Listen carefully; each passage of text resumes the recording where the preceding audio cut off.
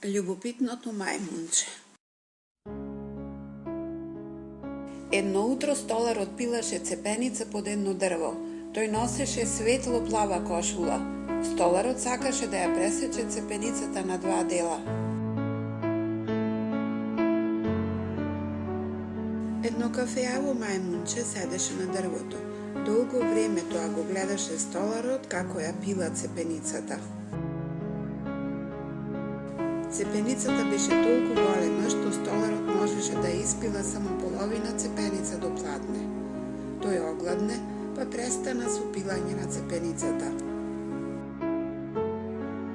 Тој стави мало парче дрво во процепот за двата дела од цепеницата да останат разделени и отиде на ручек.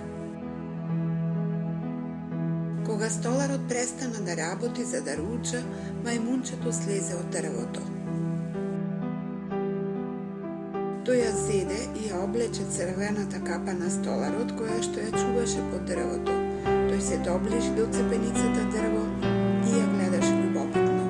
Цепеницата нему му изгледаше многу интересна. Тој седна на цепеницата со двете нозе раширени на секоја страна. Неговата долга опашка се мафташе во широкиот процеп на цепеницата.